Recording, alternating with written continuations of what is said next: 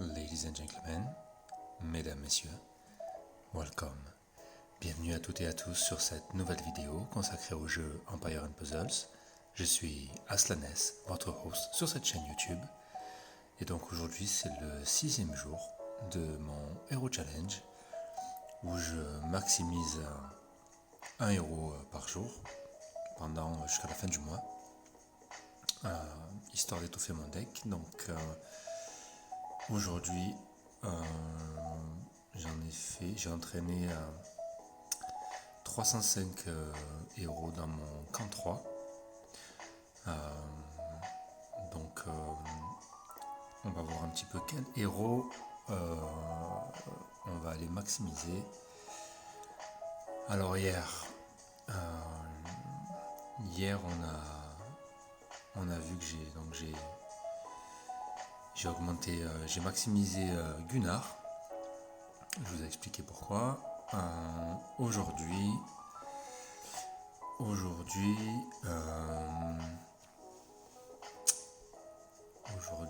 on va sûrement repartir sur un 3 étoiles et je pense que le plus raisonnable et le plus intéressant surtout en fait, ça serait de choisir Renfield, qui est un héros sombre à 3 étoiles, qui est de la classe des combattants. Alors la classe des combattants, laissez-moi me rappeler, ça octroie, je sais plus, attendez, je vais regarder dans ma Bible, mais les combattants, alors combattants j'y suis, ça a 6% de chance de revivre avec un point de vie après une attaque fatale. D'accord ? Ça, c'est super agaçant. C'est vraiment agaçant. Je sais pas si vous remarquez souvent, mais quand vous combattez une équipe et qu'il y a un Boltusk par exemple, ou je sais plus qui d'autre souvent, mais moi je rencontre souvent Boltusk qui est dans ce cas-là, qui vous l'éliminez et il revient encore et encore. Sur une de mes dernières GDA, il a réapparu, donc il a survécu et ressuscité 4 fois. J'en ai un autre aussi, je me rappelle plus qui c'était. Quel autre héros en GDA, pareil, qui a réussi à faire 4 ou 5 fois une réapparition, à revivre 4 ou 5 fois, et qui à chaque fois a eu le temps de récupérer un peu de mana, de déclencher sa mana et d'éliminer mon équipe. Je vous assure que c'est vraiment pénible. C'est une catégorie assez forte, la classe des combattants. Donc je pense que je vais partir sur Renfield aussi parce que, comme je vous l'expliquais hier, en 3 étoiles, c'est important de continuer à étoffer votre deck en 3 étoiles. Donc moi le mien, en 3 étoiles violet, j'en ai pas beaucoup. J'ai Tyrom, Chochin, Oberon, et c'est tout. Donc Renfield, il sera le bienvenu, je pense, dans ces 3 étoiles violets. Il va venir compléter. J'aurais pu faire Greyman aujourd'hui, mais voilà, Greyman, le problème c'est que j'ai déjà beaucoup de 3 étoiles bleues. Donc voilà, on part sur Renfield. Son costume est intéressant aussi, je crois. Donc éventuellement, si je tire son costume dans le prochain événement, balle costumée, voilà, c'est pareil, j'aurais plus juste à à augmenter le costume, ça ira assez vite. Donc on va aller récupérer les héros. Hop. Et c'est parti. Alors Enfield, donc il n'est pas monté encore, mais il inflige donc 180% de dégâts à la cible et soigne le lanceur, donc il se soigne lui-même, à hauteur de 50% de dégâts infligés. Alors je sais que on a beaucoup discuté avec pas mal depuis ces dernières années avec beaucoup de joueurs. C'est une compétence que beaucoup de joueurs n'aiment pas du tout. Beaucoup de joueurs n'y voient pas l'intérêt.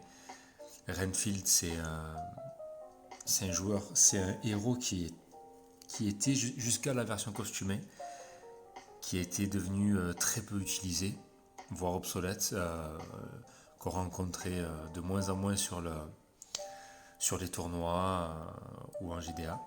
Mais depuis que son costume est sorti, ça redonne de l'intérêt à ce héros. Mais même dans sa version de base, puisqu'on bénéficie des bonus de costume.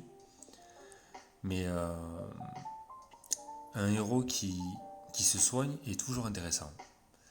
N'oubliez pas que il y a l'attaque, il y a la défense et il y a la survivabilité. J'en parle beaucoup depuis ces dernières vidéos.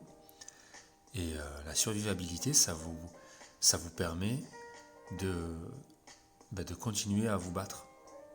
Donc ça vous permet de éventuellement prolonger le combat et sortir de nouvelles tuiles et éventuellement tourner le combat à votre avantage. Donc à partir d'un moment où il y a un héros qui combine attaque et soin, ça reste un héros intéressant malgré tout. Donc c'est pour ça que je trouve dommage que certains joueurs ne cherchent pas un peu plus loin à voir l'intérêt que pourrait avoir un joueur qui attaque et qui se soigne en même temps. Encore une fois, il s'agit dans ce jeu de trouver d'essayer en tout cas, parce que c'est toujours pas évident bien sûr, mais d'essayer de trouver des synergies et des utilités en combinant vos héros. Et c'est vrai que je vois beaucoup de joueurs passer certains héros à la trappe ou les donner à manger à d'autres pour faire évoluer d'autres héros parce qu'ils estiment que ce sont des héros qui n'ont pas d'intérêt. Pas parce qu'ils ont déjà la version, mais tout simplement parce qu'ils ont l'impression que la compétence spéciale n'est pas intéressante ou que le héros n'est pas intéressant. Encore une fois, je vous l'ai déjà préconisé dans d'autres vidéos, parce que j'ai déjà abordé le sujet, mais je trouve que c'est quand même toujours intéressant de le rappeler. Quand vous faites une invocation, que ce soit une invocation de saison, d'événement ou quoi que ce soit, avant d'être de suite déçu par le tirage que vous avez et parce que vous n'avez pas les héros que vous auriez espéré, généralement des 4 ou 5 étoiles, ne les jetez pas, d'accord ? Ne les éliminez pas, ne vous en débarrassez pas de suite, essayez d'abord de réfléchir à comment est-ce que ce héros pourrait vous être utile, dans quelle combinaison ou dans quelle situation ce héros pourrait être intéressant. Je vois très souvent, que ce soit au sein de mon alliance ou que ce soit dans certains groupes line ou conversation line que j'ai, des joueurs qui se débarrassent immédiatement de héros qu'ils viennent de tirer. Alors je le voyais beaucoup avec les 3 étoiles et je le vois de plus en plus avec les 4 étoiles. D'accord ? Alors les 5 étoiles, ça arrive, mais c'est très rare. mais je le vois de plus en plus avec les héros 4 étoiles. Et quand on se débarrasse sans même réfléchir à deux fois d'un héros 4 étoiles, euh, bon, les amis, c'est compliqué parce que, encore une fois, ça veut dire que la personne ne réfléchit pas à deux fois sur la manière, euh, sur la manière de combiner ces héros. Donc, des fois, c'est du gaspillage. Là aussi, c'est dommage parce que vous pourrez vous apercevoir que certains héros ont tout à fait leur place euh, dans une combinaison qui va permettre, encore une fois, d'apporter soit de l'attaque, soit de la défense, soit de la survivabilité. euh, et, euh, et donc, généralement, il n'y a, à mon sens, c'est un avis personnel, encore une fois, ça n'engage que moi, ça se discute, mais il y a finalement très peu de héros qui sont inutiles. Très peu de héros qui sont inutiles. Et la manière dont vous allez les utiliser, encore une fois, ça reste très personnel, ça dépend de votre style de jeu. Mais de manière générale, un héros, quand il est. Quand les gens de Small Giants créent un héros, c'est qu'il s'inscrit dans une certaine optique d'utilisation. Et donc des héros qui sont vraiment inutiles, on peut en trouver bien sûr, mais ils vont être, enfin, ils vont être peu nombreux, soyons honnêtes. Donc c'est pour ça, je vous dis, je vous conseille vraiment de toujours bien réfléchir. Gardez toujours au moins une version d'un héros et essayez malgré tout de la maximiser parce que on l'a bien vu quand le bal costumé est sorti, c'est que certains héros qui n'étaient plus du tout utilisés, aujourd'hui sont devenus incontournables. Je parlais il y a quelques jours, on a vu, j'ai maximisé Kelani, et surtout dans sa version costumée. Kelani, c'était un héros pareil, hein, que pendant longtemps je ne voyais absolument plus en tournoi, qui était devenu très peu utilisé, que les joueurs se débarrassaient immédiatement. Et vous avez bien vu qu'avec sa version costumée, c'est un héros qui a de suite un intérêt incroyable et qui revient sur le devant de la scène. Bon ben voilà. Il faut toujours garder malgré tout une version de base montée de tous vos héros et essayer de leur trouver une place dans votre deck, dans votre jeu. Et ensuite, voir si une fois que vous avez la version costumée, cette version costumée ne va pas justement venir encore impacter positivement, bien sûr, le niveau de votre héros. Voilà. C'est mon petit conseil pour, pour quand vous faites vos invocations. Ne vous débarrassez pas de suite des héros qui vous déçoivent, les amis. Je vous assure que c'est vraiment une erreur de faire ça. Voilà. Donc Renfield terminé.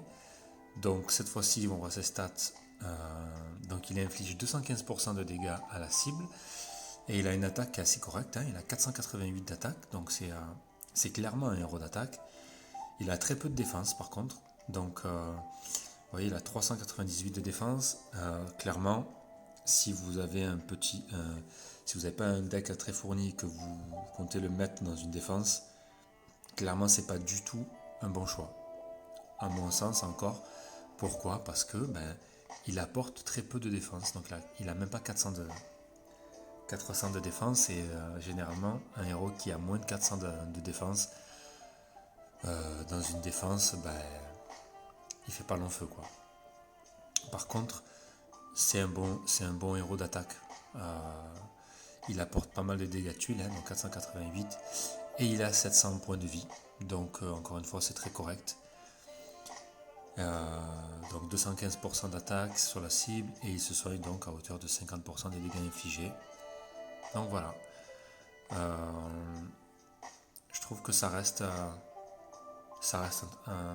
un bon héros. Vous voyez, il a une puissance de 445. C'est très correct. Très correct.